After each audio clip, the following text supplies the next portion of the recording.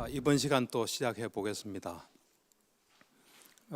지난 시간에 이 불교 정신치료의 원리 두 번째, 세상을 움직이는 원리 했습니다. 이게 이제 잘 실천하시면 여러분들의 삶에 크게 도움이 된다고 생각합니다. 그래서 지난번에 뭐 여러 가지 이야기를 했지만 하나만 딱 명심하면 됩니다. 뭡니까? 두 번째 원리는 이제 인간관계에 대한 거예요. 세상에는 많은 게 존재하지만 이 사람만큼 중요한 건 없거든요. 잘 보면 어떤 물건이 우리를 뭐 행복하고 불행하게 안 합니다. 사람, 특히 이제 우리하고 밀접한 관계를 맺었던 사람이 우리를 힘들게 해요. 또 사람이 또 우리를 행복하게 해줄 수 있고요. 사람에 대한 건데 딱 한마디로 말하면 나도 좋고 남도 좋은 겁니다. 기억하시죠? 예. 그래서 두 번째 원리는 한마디로 하면 나도 좋고 남도 좋은 길을 찾는 겁니다. 우리는 언젠가부터 나 좋으면 남이 안 좋습니다. 남 좋으면 내가 안 좋습니다. 어쩌다가 이렇게 된지 모르겠습니다. 이제부터는 항상 사람이 눈앞에 있다. 또는 생명 가진 것이 눈앞에 있다. 요즘 뭐 개를 많이 키우지 않습니까? 개, 고양이.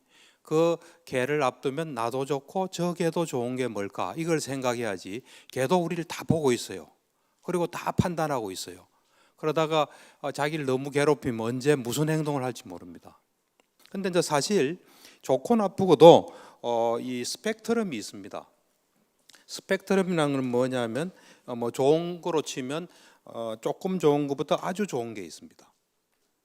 좋은 것도 이렇게 스펙트럼이 있어요. 조금 좋은 것부터 아주 좋은 거.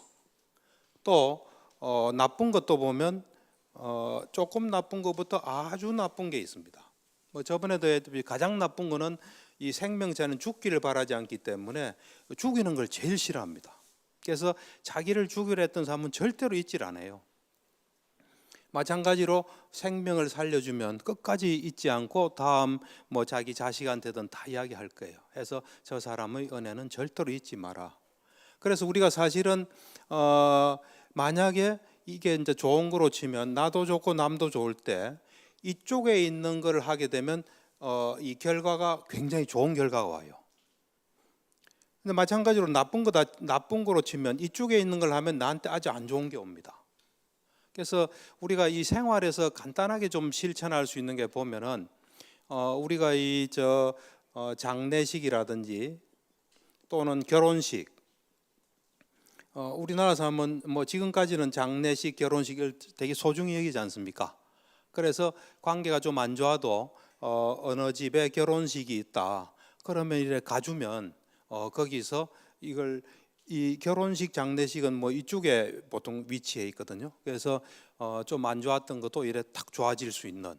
그래서 우리가 이미 남의 속에 들어간 거는 어떻게 할 수가 없습니다. 할 수 없지만은 기회를 가지고 나도 좋고 남도 좋은, 그리고 내가 다른 사람 속에 좀 좋게 들어가려면 잘 보면 살다 보면 기회가 와요. 근데 우리는 보통은 좀 나쁘면은 막 그냥 그걸 자꾸 악화시키는 경향이 있어요. 보복하는 거죠, 보복도 하고 뭐 여러 가지인데 그걸 좀 멈추는 게 굉장히 중요합니다. 그래서 이런 어떤 그 스펙트럼이 있다는 걸 잘 아시고 거기에 맞게 좀 하시면은 우리가 이래 보면 나를 저 사람이 절실히 원하지도 않은데 그 사람 앞에 가서 나 도와줄게 뭐 이런 얼쩡얼쩡하면 별 좋은 걸 못 받아요. 근데 정말 그 사람이 뭔가 필요로 할 때 나타나서 도와주면 좋은 효과를 얻어요. 그래서 이제 우리가 이래 살다 보면 누구든지 다른 사람이 나에게 이렇게 해주기를 바랄 수 있습니다. 뭐 저 같은 경우는 간호사가 뭐 저를 어떻게 해줬으면 좋겠다, 뭐 존경해줬으면 좋겠다. 그래서 제가 간호사 보고 당신 나 존경해 이러면 존경하겠습니까? 더 안 하죠. 이제 우리는 상대방한테 뭔가 원하는 게 있어요. 그럴 때 여러분들은 그 원하는 걸 얻기 위해서 요술을 좀 부려야 됩니다. 요술. 어떤 요술을 부르냐? 그 사람 마음속에 뭔가를 해야 돼요. 그래서 고개 탁 놓게끔 그런 걸 해야지. 줘 이러면 안 줍니다. 절대로. 줘 이러면 더 안 줘요. 피곤하게 생각하고. 그러니까 여러분들이 뭔가를 원한다. 그러면 그 원하는 사람 속에서 그런 마음이 일어나게끔 뭔가를 하셔야 돼요. 그거 없이 뭔가를 이래 바라는 거는 맞지 않아요. 제가 저 경험상 이래 보면 내가 저 사람이 나한테 이렇게 해주길 바랄 때는 뭔가를 해야 돼요. 내가 원하는 게 나올 수 있는 뭔가를 해야 돼요. 그걸 여러분들이 잘 이래 기억하셔야 될 겁니다. 요술을 좀 부려야 됩니다. 싹싹 이래가지고 싹 놓도록. 그래서 제가 볼 때는 모든 인간관계는 제가 볼 때는 give and take예요. 여기 뭐 이 젊은 분은 별로 없는 것 같아요. 아가씨가 혹시 있는지 모르겠습니다. 이 give and take예요. 모든 건 give and take예요. 근데 이 give and take를 잘 보시면 뭐 영어로 give and take예요. 우리말로 하면 주고받는 거예요. 영어로 하면 give and take예요. 그러니까 거기도 give and take 그래요. 우리도 주고받는다 그래요. 주고받는다 그래요. 이 말이 순서가 안 바뀝니다. 절대로. give and take, 주고받는다지 받고 준다 이런 말은 안 합니다. 주고받는 거예요. 그래서 뭔가를 줘야 뭔가가 오는 겁니다. 요것에 좀 어긋나는 뭐 예약금이나 이런 건 좀 저항이 좀 있어요. 먼저 내라 하면요, 안 주고 왜 내라 하냐 이래 돼요. 그렇기 때문에 먼저 내라 할 때는 충분한 설명을 해줘야 돼요. 이래서 내야 되고, 또 만약에 요렇지 않을 때는 우리가 돌려준다 하는 게 있어야지 요 원칙에 어긋나는 뭐는 사람에게 저항감을 줍니다. 그래서 사실 우리가 돈 있지 않습니까? 이 돈. 이 우리 속에 지갑이 있죠. 그 지갑에 돈을 보면요, 돈에 딱 꼬리표가 딱 있습니다. 이거 누가 준 거 이렇게. 그거는 내가 먼저 뭔가를 그 사람한테 줬을 때 그 대가로 우리는 돈을 받을 수 있는 겁니다. 물론 가족은 가족이라는 이유만으로 그냥 줍니다. 가족으로부터 받지 않은 돈은 전부 다 남으로부터 온 돈은 먼저 뭘 줬을 때 그 돈을 받을 수 있습니다. 저는 이래 길거리에서 할머니를 이래 보면은 할머니가 남한테 뭘 줄 수 있는 건 없어요. 사실은 나이가 많은 할머니는. 그러면 저 할머니는 가족이 주지 않으면 돈이 없겠구나 이래 생각을 해요. 그러니까 우리가 항상 생각해야 될 게 돈이란 것은 뭔가 남에게 도움을 주고 그 대가로 받는 거예요. 그래서 사실은 우리가 이 돈 가진 사람을 볼 때 뭔가 하여튼 남이 필요로 하는 걸 많이 줬구나 이렇게 생각하셔야 됩니다. 모든 것이 다 여기에 해당되고요. 사랑도 예외가 아닌 것이 남자가 있고 여자가 있어요. 그래서 이거를 빨리 파악해야 이 남녀 관계에서 성공할 수 있어요. 이거를 그냥 사랑하면 준다, 아낌없이 준다 이래 생각하는 사람은 나중에 실망할 수밖에 없어요. 그리고 엘자베스 테일러처럼 8번 결혼 이혼해야 돼요. 엘자베스 테일러가 8번 결혼하고 이혼했다 그러더라고요. 잘 보십시오. 아주 주지 않으면 절대로 받을 수 없습니다. 이 남자가 이 여자한테 막 뭘 줍니다. 줘요.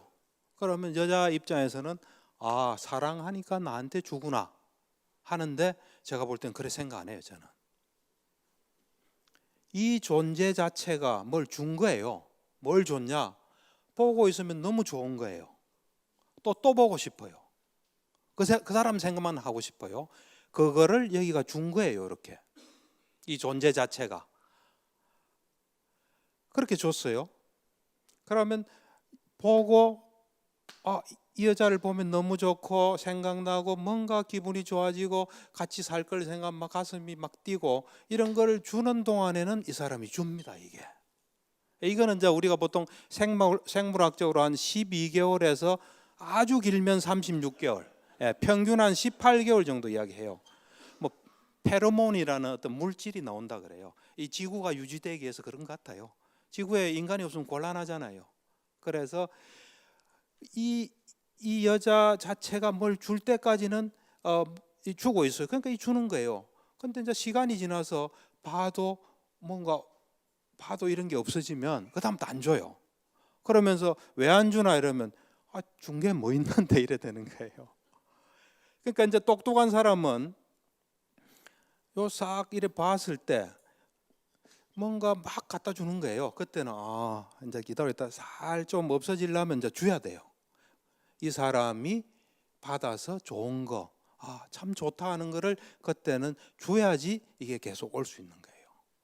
그래서 우리가 가장 어떤 이상적인 사랑, 이거는 처음에는 로맨틱 러브로 시작해야 됩니다. 사실은 뭐 옛날에야 뭐 그러지 않으면 요즘 같은 경우 일단은 딱 보고 좋은, 이래 끌리는, 폭 빠지는 요거로 시작은 해야 돼요. 로맨틱하게 요게 있어야 사랑이 출발이 되죠. 근데 이거는 오래 가질 못해요. 그러니까 그 다음에는 이 노력하는 사랑이 따라주면 그 사랑이 오래 가고, 그렇지 않으면 오래 갈 수가 없어요. 그러니까 요 노력이 지금 좋은 결혼 생활하고 부부 사이가 좋고 이런 분들은 요거를 많이 한 거예요. 요거를. 근데 사실은 이거를 하면서 우리는 많이 이래 풍부하고 성숙해지고 훨씬 어떤 실력 있는 사람이 됩니다. 뭐 이야기는 요 정도 하고요. 어쨌든 모든 관계는 주고받는 거예요. 잘 봐야 돼요. 누가 뭐 줄 때는 분명히 뭔가 받았기 때문에 주는 거예요. 그걸 잘 보시고, 그렇지 않고 가만히 있다가 이제 안 주면 사랑이 식었구나 이러면 그건 조금 곤란합니다. 제가 볼 때는. 그래서 이런 거를 우리 불교에도 사실은 그대로 있습니다. 제가 볼 때는 불교 부처님의 가르침은 우리 속인들에게 하는 가르침은 딱 두 가지라고 봐요. 뭐 속인뿐만 아니라 모든 부처님의 제자한테 하는 건 두 가지라 보시면 돼요. 하나는 나도 좋고 남도 좋은 걸 해라는 거예요. 나도 좋고 남도 좋은 걸 해라. 이거는 이 초기 경전에 면면이 흐르는 기본이에요. 자세히 보면 다 그렇습니다. 나도 좋고 남도 좋은 걸 해라. 두 번째는 이 생도 좋고 다음 생도 좋은 걸 해라는 거예요. 지금 내가 이 남아있는 생도 좋고 죽고 난 뒤에 다음 생도 좋을 수 있는 걸 해라. 이게 부처님이 가르침의 핵심이라고 저는 봅니다. 그러니까 여러분들 다음 생 준비합니까? 이 생 잠깐이에요, 제가 볼 때. 그러니까 지금 남은 생도 좋고 다음 생도 좋은 걸 해야지, 이 생만 좋고 다음 생에는 뭐 대책 없는 걸 하시면 안 됩니다. 예를 들어서 해외여행을 열심히 다닌다. 더 늙기 전에 다니자. 늙으면 다닐 수도 없다. 그 열심히 다녔어요. 그거는 이 생은 좋을 거예요. 근데 다음 생에 대한 대책은 없어요. 왜냐하면 우리가 죽을 때 가져가는 건 세 가지입니다. 하나는 뭐냐면 남을 도와준 건 다 가져갑니다. 이 보시한 거 있죠. 이건 다 가져가요. 휴대폰을 제가 뭐 이래 예를 들면 뭐 여자 같으면은 그 어떤 보석을 자기가 잘 감상하고 그 다음에 죽을 때 그대로 있으면 못 가져갑니다. 하지만 보석 잘 감상하다가 그 다음은 그 보석 팔아서 남을 도왔다든지, 하여튼 남을 준 거는 다 가져갑니다. 남을 도와서 준 거는 가져가요. 그러니까 가져가는 것은 처음에 보시한 거예요. 두 번째는 계를 지킨 건 다 가져갑니다. 그 다음 세 번째가 수행한 거 가져갑니다. 근데 요 셋 중에서 수행이 가장 강력합니다. 수행이. 그래서 보시와 계 지킨 것은 천상에 태어나는 그까지는 될 수 있어요. 수행은 그것보다 훨씬 강력한 거기 때문에 수행하는데 좀 관심을 가지고 하셔야 될 거예요. 그래서 불교를 이래 보면 부처님의 메시지는 나도 좋고 남도 좋은 거예요. 그 다음에 이 생도 좋고 다음 생도 좋은 거예요. 그걸 여러분들은 잊지 않으셔야 됩니다. 그래서 이 초기 경전의 니까에는 거기서 면면이 흘러요. 거의 뭐 그 말씀이 거의 다라고 생각하시면 됩니다. 그래서 나도 좋고 남도 좋은 거, 또 이 생도 좋고 다음 생도 좋은 것에 대해서 요 지금 프린트물 혹시 가지고 계십니까? 그 암발라티카에서 라울라를 교계한 경 있습니까? 예. 그럼 뭐 경전은 집에 가서 좀 보시고요. 제가 그냥 좀 이래 이야기를 좀 하겠습니다. 이제 이 부처님께서 결혼하신 건 다 아시죠? 예, 결혼해서 이제 29세 때 출가하려고 이 성을 나설라 하는 그날 아들이 태어났어요. 그러니까 부처님께서 아들 태어났다 해서 주저앉지는 않았어요. 나갔어요. 나갔지만 마음에 좀 고통이 있었던 것 같아요. 그리고 약간의 뭔가가 있었던지 아들이 태어난 걸 보고 라훌라라 그랬어요. 라훌라. 그러니까 옛날에는 뭐 이래 인상적인 게 바로 이름이 되는 그런 시대였거든요. 라훌라가 빨려로 장애란 뜻입니다. 아, 장애가 생겼구나 이래. 그래서 그 아들 이름이 라훌라예요. 그래서 이제 부처님께서 이 돌을 깨치시고 난 뒤에 몇 년쯤 됐을 거예요. 그래서 그때 이제 이 그 아버지가 사시는 그 이제 왕궁 카필라성에 옵니다. 그때 이제 부인도 있고 아들도 있는 거죠. 그래 와가지고 뭐 여러 가지를 해요. 여러 가지를 하는데 처음에는 뭐 같은 저 옛날부터 보던 사람이 저 부처님이 되어 왔다 하니까 뭐 안 믿죠. 안 믿으니까 부처님께서는 신통을 잘 쓰지는 않습니다. 신통에 대해서는 상상을 초월할 정도의 신통이 있었거든요. 그런데 이 신통을 잘 쓰지 않았어요. 그런데 이 같이 자라고 항상 보던 사람이니까 뭐 부처님이라서 잘 안 믿으니까 그때 그 쌍신변이라는 신통이 가장 강력한 신통입니다. 그거는 뭐냐면 귀 같으면 이쪽에서는 불을 뿜고 이쪽에서는 물을 뿜어요. 그래서 딱 보면은 그냥 물과 불을 동시에 뿜는 것 같아요. 근데 아주 시간적인 차이가 있습니다. 이쪽에서 불 뿜고 이쪽에 물 뿜고 하는. 그게 이제 굉장히 어려운 신통이에요. 그거는 보통 사람들이 하기 어려운 신통인데 그 신통을 보이세요. 그래서 참 부처님이 되어서 오셨구나 하는. 그러니까 어떤 특별한 목적을 위해서 그런 이제 신통을 쓰셨죠. 그래서 그런 쌍신변 쓴 신통은 몇 번 없습니다. 어쨌든 이제 그렇게 고향을 방문해서 이렇게 이제 여러 가지 뭐 이런 설법도 하고 이러다가 이제 이제 떠날 날이 가까이 됐는데 그때 이 부처님의 부인이죠. 전 부인이죠. 출가 이전의 부인. 그 부인이 이 라울라에게 아버지한테 가서 유산을 받아오라 그랬어요. 그러니까 아이는 뭐 어린아이니까 뭣도 모르고 가서 아버지 유산 주세요 유산 주세요니까 부처님은 대답 안 하고 쭉 가니까 애가 쫄쫄 따라온 거예요. 따라와서 결국은 출가를 하게 됩니다. 그때 이제 사리불을 서성으로 삼고 사리불에게 얘를 좀 출가시켜라 해서 사리불이 서성이 되는 거죠. 그래서 출가를 했는데 이제 뭐 아주 열심히 노력했던 것 같아요. 근데 한 가지 좀 아주 안 좋은 버릇이 있었던 것 같아요. 거짓말을 하는 버릇이 있었던 것 같아요. 그래서 이제 부처님께서 이 라울라한테는 몇 번에 걸쳐서 라울라를 제도한 경이 몇 개 있어요. 있는데 이제 이게 이 지금 소개하는 거는 7살 때 거짓말하는 버릇을 고치는 경이에요. 18살 때 아란으로 만드는 그런 또 법문하세요. 하는데 하여튼 이 경은 굉장히 유명한 경인데 우리가 듣고 그대로 하면 제일 좋아요. 독송하면 참 좋을 거예요. 이 오늘의 주제인 나도 좋고 남도 좋은 또 항상 불교에서 말하는 핵심인 이 생도 좋고 다음 생도 좋은 뭐 그런 것에 대한 게 잘 들어 있어요. 그래서 이제 이 경을 보면 부처님께서 하루는 이 라울라 숙소를 찾아갑니다.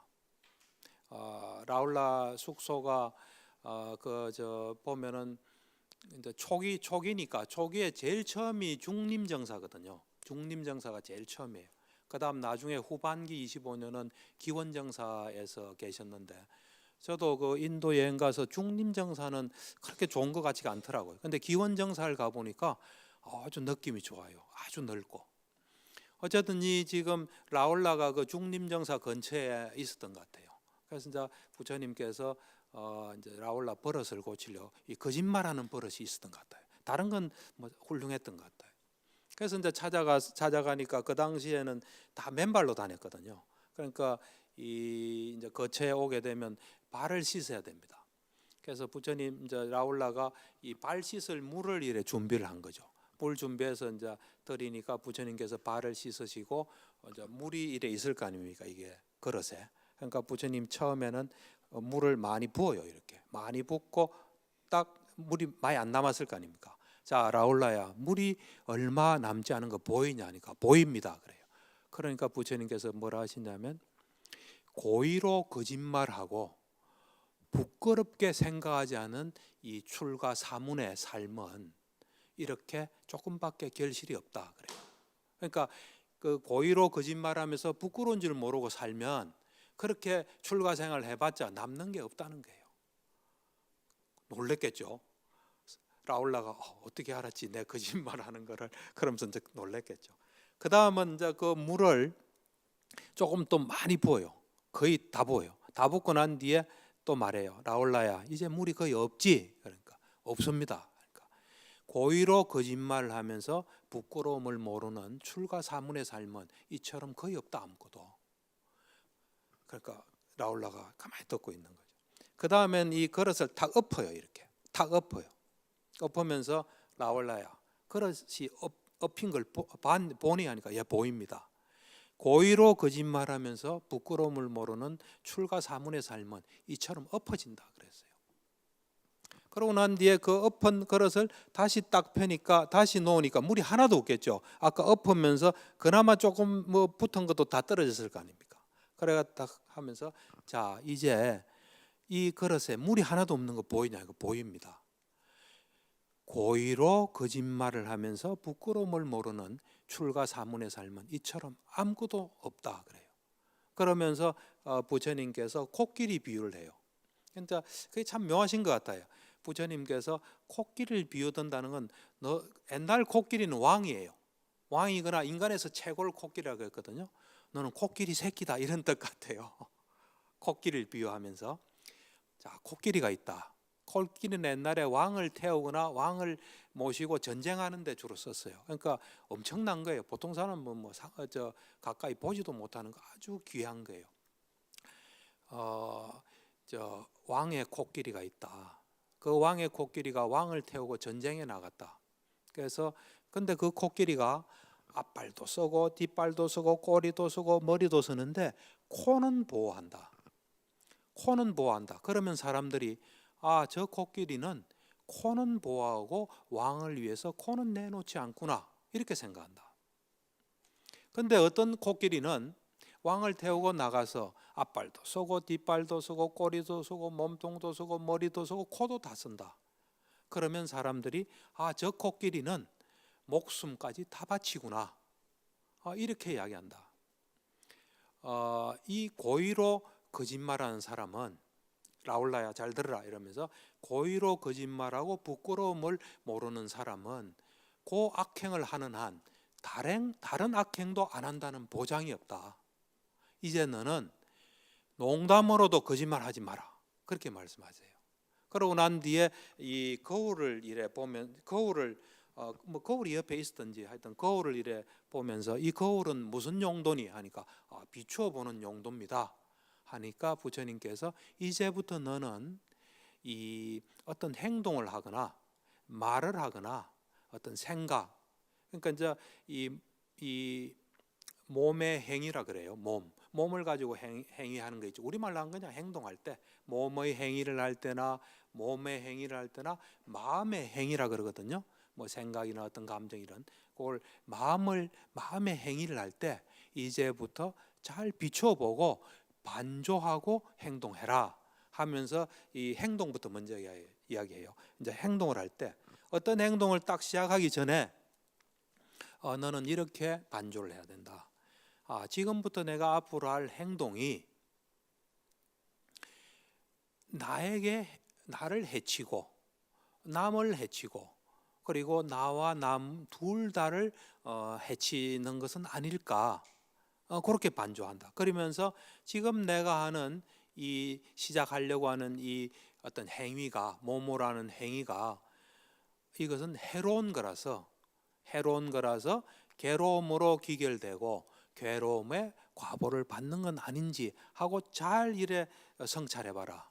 그래서 만약에 그것이 나를 해치고 남을 해치고 나와 남을 같이 해치고 그 다음에 그 결과가 어떤 괴로움으로 귀결되고 괴로움의 과보. 이때 과보란 것은 살아서나 죽어서나 다 포함한다 보시면 돼요.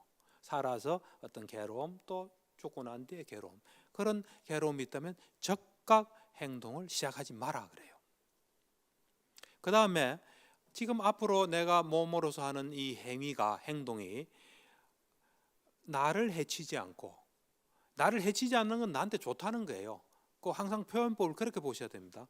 나를 해치지 않고 남을 해치지 않고 나와 남 둘 다를 해치지 않고 그 결과가 이 지금부터 내가 한 행동이 유익한 거라서 즐거움으로 즐거움을 결과를 가져오고 즐거움의 과보를 가져온다면 시작해라 그래요. 그러니까 이 시작하기 전에 앞으로 이제 요건 제가 자세히 좀 길게 이야기합니다. 몸으로 하는 행위에 대해서 하면 나중에 이 마음의 행위 이건 다 똑같은 논리예요. 그래서 요 하나만 좀 자세히 하고 그 뒤에 건 좀 갈게요. 그래서 시작을 해라. 시작할 때 이제 이미 이게 도움이 된다고 보고 시작한 거예요. 그래서 이제 시작을 해가지고 하는 도중에 이제 또 성찰해라. 그러니까 시작하기 전에 성찰하는 도중 끝나고 난 뒤에요, 사실은. 그러니까 하는 도중에 몸의 행위, 그러니까 어떤 행위를 하는 도중에 성찰해라. 이것이 나를 해치고 남을 해치고 나와 남 둘 다를 해치는지, 그리고 이것이 해로운 것이라서 나에게 괴로움을 주고 괴로움의 과보를 주는지를 보고, 만약 그렇다면 멈춰라 그래요. 더 이상 하지 마라 그래요. 하는 도중에 성찰해서 그렇다면 멈춰라. 그런데 그게 아니고 나를 해치지 않고 남도 해치지 않고 둘 다를 해치지 않고 어떤 유익한 거라서 즐거움으로 귀결되고 즐거움의 과보를 가져오면 계속해라 그래요. 그래서 이제 계속합니다. 하고 난 뒤에 또, 왜냐하면 이게 중간에 또 바뀔 수 있으니까 다 하고 난 뒤에 다 이제 했습니다. 다 해가지고 지금까지 내가 한 것을 이제 성찰하는 거죠. 한 것이 나를 해치고 남을 해치고 나와 남 둘 다를 해치는 것이고, 또 이것은 해로운 것이라서 이 행위는, 내가 한 행위는 해로운 것이라서 괴로움으로 귀결되고 괴로움의 과보를 줬다. 그러면은 서성을 찾아가라. 서성이나 현명한 도반을 찾아가서 내가 이러이러한 것을 했다 해서 솔직히 밝혀라. 솔직히 밝히고 거기서 가르침을 얻어서 다시는 그런 일이 벌어지지 않도록 해라. 그렇게 합니다. 그 다음 두 번째, 다 하고 난 뒤에 해보니까 이것이 나를 해치지 않고 남을 해치지 않고 나도 좋고 남도 좋다는 거예요. 나와 남 둘 다를 해치지 않는 것이고 유익한 것이라서 즐거움으로 귀결되고 즐거움의 과보를 가져오는 것이라면 계속해서 유익한 법들을 공부하면서 그 어떤 환희와 희열 속에 머물도록 해라 그래요. 그러니까 지금 자기가 한 건 유익한 거기 때문에 그처럼 계속 유익한 어떤 수행 같은 걸 해서 공부를 해서 법을 공부하고 해서 해라. 맞으면 똑같은 건 아니겠죠, 그죠? 해라 그래요. 좀 이해가 됩니까? 좀 이래 마음속에 팍 박혀야 되는데 그래서 언제나 생각나야 돼요. 그 다음에 이제 요건 좀 짧게 하겠습니다. 짧게 하면은 우리가 이제 말을 시작하기 전에 앞으로 내가 할 말이 그거 나와 남의 어떤 결과를 오나 그걸 잘 봐라. 그래서 안 좋으면 시작하지 마라. 좋으면 시작해라. 말 더 안 해도 되겠죠, 제가. 예. 그러고 이제 말을 시작했습니다. 하고 있는 중에도 그거를 또 점검해라. 그래서 나쁘면 스톱해라. 좋으면 계속해라. 또 다 끝나고 난 뒤에 그거를 다시 반조해봐서 잘 살펴봐서 안 좋은 것이라면 서성이나 도반을, 현명한 도반을 찾아가서 내가 이러이러한 잘못이 있었다. 이걸 어떻게 하면 안 할 수 있나 해서 미래를 이제 그런 일이 없도록 단속해라. 그리고 좋으면은 또 유익한 법을 계속 공부하면서 어떤 즐거움과 희열 속에 있도록 해라. 이게요. 이제 맨 마지막으로 마음의 행위란 건 뭐 생각이죠. 생각이나 어떤 뭐 탐욕이나 뭐 이런 걸 내는 거죠. 화라든지. 이 마음의 행위를 시작하기 전에 똑같이 그것을 살펴봐라. 그래서 안 좋으면 하지 마라. 좋으면 해라. 그리고 이제 하는 도중에 또 그거를 점검해서 좋으면 하고 좋지 않으면 하지 마라. 그리고 이제 이게 다 하고 난 뒤가 조금 다릅니다. 이게 이 마음의 행위는 조금 달라요. 다 하고 난 뒤에 이제 마음의 행위인 경우에는 다 하고 난 뒤에 이것이 나를 해치고 남을 해치고 둘 다를 해치고 해로운 것이라서 괴로움과 어떤 괴로움의 과보를 가져오는 것이라면, 여기서는 찾아가란 말은 안 해요. 왜냐하면 이 말이나 행동은 어떤 계율의 대상도 되고 명백히 드러난 거기 때문에 남을 찾아가서 할 수 있어요. 그거는 이 남방에 가보면 아침에 가면 막 좀 와서 도와달라 해서 두세 명이서 막 계속 해요. 뭐를 그 다 이런 거 이제 이 자기 그 하는 게 나 이런 거 나쁜 게 있습니다. 안 하겠습니다. 막 하는 그 이제 자기 참여를 하거든요. 그런 식으로. 그래서 이 나쁜 것을 한 경우에는 마음의 행위예요. 이때는 그것을 내한테서 몰아내도록 하고 그것에 대해서 아주 진절머리를 치고 이거 내가 다시 안 해야지 부끄러움을 느끼고 진절머리를 쳐서 다음에는 절대로 그런 일이 없도록 해라. 그런 이야기를 해요. 그리고 이 마음의 행위 뭐 주로 생각이겠죠. 어떤 마음 낸 거 요거에 대해서 잘했으면 아까와 마찬가지로 유익한 법을 공부하면서 어떤 즐거움과 희열 속에 머물도록 해라 하시면서 이제 맨 마지막 마무리를 하세요. 이 과거의 수행자들 중에서 청정했던 수행자들은 이렇게 지속적으로 성찰하고 자기를 비추어봐서 청정한 어떤 수행자들이 됐다. 또 미래에 청정한 수행자들은 이렇게 자신을 반조해서 청정한 수행자가 될 것이다. 그리고 지금 현재도 청정한 수행자들은 이렇게 해서 청정하고 있다. 그래서 너도 그렇게 하도록 해라 하는 게 끝이에요. 이거를 제가 볼 때 매일 독송하면 좋을 것 같아요. 독송하면은 살아가는데 많이 좀 위험에서 벗어나지 않을까 이런 생각을 합니다. 좀 동의합니까? 예, 부처님은 참 탁월하신 분이에요. 어쩜 이렇게 하실지는 모르겠어요. 철두철미하세요. 이제 그래서 이래 부처님 참 이래 말씀하신 거 보면 기가 막힌 게 많아요. 그 중에 제가 여러분들한테 우리가 사실은 말로서 남을 아프게 하고 말한 것은 주워 담을 수가 없거든요. 뭐 이래 사과해도 그거는 어떤 그 좀 회복 불가능한 경우도 많아요. 그래서 부처님께서 말할 때 갖춰야 될 요소를 경전에서 말씀하세요. 쭌다라는 비구한테 사리불 동생이 쭌다입니다. 쭌다한테 이제 이래 이야기를 하는데 고경하고 몇 가지 경을 합쳐서 제가 이제 나름대로 정리한 것은 우리가 말을 할 때 우리는 말할 때 그냥 말해요. 제가 볼 때는 앞으로는 5가지 요소를 갖추지 않으면 말을 시작하지 마세요. 물론 좀 재미없는 사람이 될 거예요. 그렇지만은 뭐 이런 부작용이 전혀 없습니다. 그러니까 부처님 제자라면 부처님이 말씀하실 때 항상 요 말은 5가지 요소를 갖추어서 해라. 5가지 요소가 있을 때 말을 해라 해요. 처음 시작이 사실인가 아닌가예요. 사실일 때 말해라 그랬어요. 사실이 하는 건 말하지 마라 했어요. 사실이냐는 건 뭐냐면 내가 눈으로 본 거예요. 또 귀로 들은 거예요. 요건 사실입니다. 내가 추측한 건 사실이 아니에요. 내가 본 거, 들은 거. 근데 사람들은 요만큼 듣고 요만큼 말하는 사람이 좀 있습니다. 요만큼 듣고 요만큼 말하는 게 사실입니다. 요만큼 듣고 요만큼 말하는 게 사실이에요. 두 번째는 가치가 있어야 돼요. 사실이라도 말할 가치가 없는 말이 좀 있습니다. 그러니까 두 번째는 좀 가치를 가져야 돼요. 말할 만한 가치가 있어야 돼요. 사실이라고 말 다 하면 곤란하죠. 말할 만한 가치가 있는. 이게 두 번째 요건이에요. 뭐 이거를 뭐 진실로 표현해요. 또 사실이면서 진실이고. 근데 이건 약간 오해의 소지가 있기 때문에 뭐 가치로 이렇게 말하는 게 좋을 것 같아요. 말할 만한 가치가 있어요. 자, 우리는 보통 사실만 되면 다 말하죠. 근데 이게 출발점에 불과합니다. 그 다음이 가치가 있어야 돼요. 보통 사람 그러죠. 사실이고 가치는 말해야지 하지요. 아직 3개가 더 남아 있습니다. 세 번째는 뭐냐면은 상대방에게 이익이 돼야 돼요. 우리가 말할 땐 상대방이 있지 않습니까? 상대방한테 도움이 돼야 돼요. 도움이. 말하는데 사실이고 가치도 있지만 상대방한테 이래 해가 되는 경우도 있지 않습니까? 상대방한테 도움이 됐을 때 말해라 그랬어요. 이 정도 되면 말해야 되지 않습니까? 근데 아직 2개가 더 남았어요.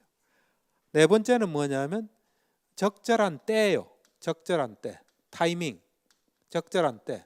사실이고 가치도 있고 상당한 도움이 되지만 적절한 때 말해라는 거예요. 요 3개를 갖추어도 적절한 때가 아니면 남한테 해가 가는 수가 있습니다. 그래서 4번째는 적절한 때를 찾아라 이거예요. 5번째가 뭐겠습니까?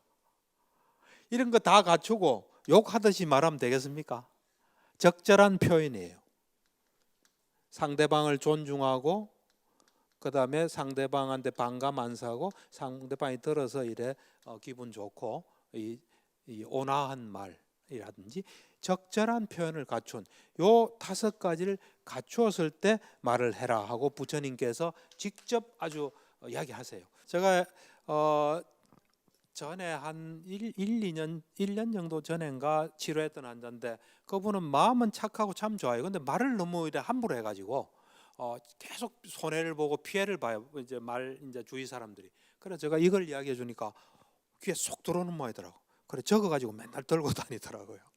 이것만 잘 실천해도 큰 부작용이 없습니다. 그래서 이제 오늘 이 시간을 좀 마무리하면서 이제 한 가지 이야기만 하고 끝을 내겠습니다.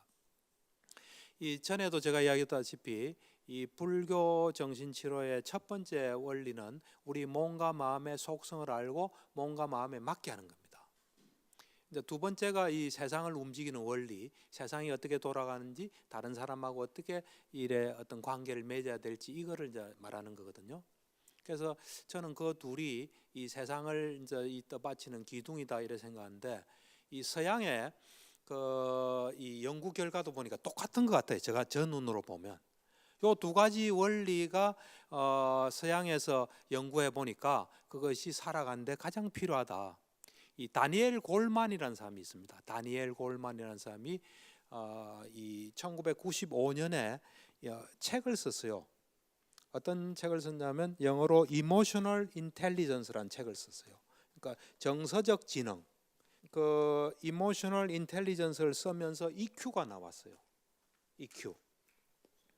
EQ라는 이제 말이 나온 거죠.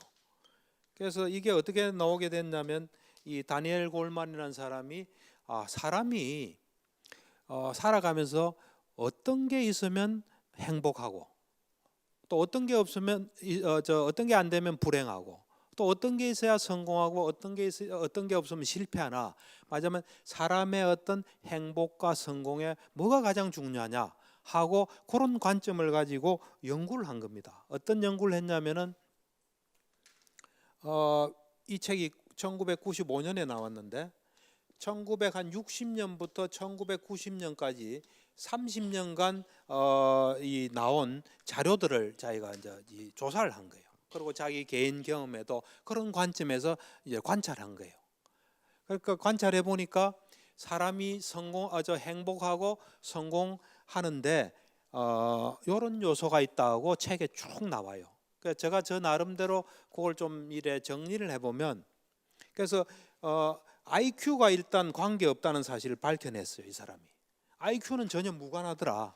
소위 말한 머리가 좋고 나쁘고는 우리가 행복하고 성공하는데 관계없다는 사실을 발견한 거예요. IQ는 그런 거하고는 관계없다. 우리가 원하는 거는 행복하고 성공하는 거 아닙니까? 그런데 IQ하고는 관계없고 이 사람이 EQ가 관계가 있다 하면서 EQ라는 말을 처음으로 만들어 썼어요. Emotional Quotient라는 말입니다. 그러니까 이 정서지수, 이 정서적인 어떤 IQ처럼 IQ는 인텔리전스거든요. 인텔리전스 코어션트고 이거는 이모셔널 코어션트예요. 그래서 정서지수라고 우리가 번역하는데 그래서 이거를 쭉 관점을 가지고 어떤 사람이 행복하고 성공하는 쭉 보니까 EQ가 높은 사람이 성공하더라 하면서 그 책에 쭉 EQ에 대한 이야기가 있어요. 근데 제가 이래 정리를 해보면 두 가지가 갖추어진 사람이 EQ가 높은 거예요. 그 사람들이 성공하고 행복하고 성공한 거예요. 제가 볼 때는 첫 번째가 뭐냐면 영어로 하면 셀프 컨트롤이에요. 셀프 컨트롤. 자기 자신을 잘 다스리는, 자기를 다스리는 능력이에요. 자기를 다스리는 능력. 요게 첫 번째예요. 요런 결론이 나오기까지 실험한 게 다 있어요. 그 중에 대표적인 실험이 메시메로 실험이에요. 그거는 뭐냐면 서양 애들이 메시메로 과자를 좋아한대요. 어떤 대학의 교직원 자녀들을 가지고 대상으로 연구했어요. 왜냐하면 교직원 자녀가 돼야 앞으로 몇십 년 후에 추적이 가능하거든요. 교직원 자녀를 어떤 방에 들어오라 해서 들어오면은 이 실험자가 있어요. 그 책상이 하나 있어요. 거기에 서양 아이들이 좋아하는 메시메로 과자가 하나가 딱 있어요. 그러면 이제 실험자가 이야기해요. 자, 내가 좀 나갔다 올 텐데 나갔다 오는 동안에 이거 먹으면 그로 끝이고 내 돌아올 때까지 안 먹으면 한 개 더 준다 하고 나가는 거예요. 그러면 어떤 애들은 아이고 뭐 뒤 볼 거 없다고 먹는 애가 있고 막 어떻게든 참고 하나 더 가져가야지 참는 애가 있어요. 그 애들을 14년 후에 추적해 본 거예요. 추적해 보니까 교직원 자니까 추적이 가능하잖아요. 해보니까 IQ나 뭐 여러 가지 변수를 다 빼고 너무나 큰 차이가 있는 거예요. 먹고 싶은 거 참는 이 능력 하나가 엄청난 걸 가지고 온 거예요. 그런 자료들을 다 해서 요 결론을 낸 거예요. 자기의 욕망이나 뭐 화나 감정을 잘 다스리는, 자기를 다스리는 능력이 EQ의 한 축이에요. 이게 제가 몸과 마음의 속성할 때 마음 다스리는 거로 요거로 볼 수 있어요. 두 번째는 공감이에요. 공감. 엠퍼시라 해서 이 두 번째는 공감 능력이에요. 공감은 남의 마음을 잘 아는 거예요. 성공하고 행복한 사람들이 보니까 다 남의 마음을 잘 읽는 거예요. 세일즈맨들 이 성과가 좋은 세일즈맨들 보니까 다 이거예요. 공감 능력이 좋은 거예요. 결혼해서 잘 사는 사람들 보니까 다 이거예요. 그래서 결론 내기를 자기를 잘 다스릴 수 있는 사람, 그리고 남의 마음을 잘 읽을 수 있는 사람, 이 사람들이 EQ가 높고 행복하고 성공한다. 그러니까 제가 볼 때는 옳은 것은 다 똑같습니다. 다 통합니다. 이상한 소리 하는 것은 맞지 않아요. 맞는 건 다 비슷합니다. 그러니까 지난 시간에 했던 지지난 시간에 했죠. 우리 몸과 마음의 속성을 잘 알아서 마음을 잘 다스리시고 이제 또 세상이 어떻게 돌아가는지 그거를 잘 알고 남의 마음을 잘 읽어서 나도 좋고 남도 좋은 그런 삶을 살아가는 게 좋을 것 같아요. 이번 시간 여기까지입니다. 감사합니다.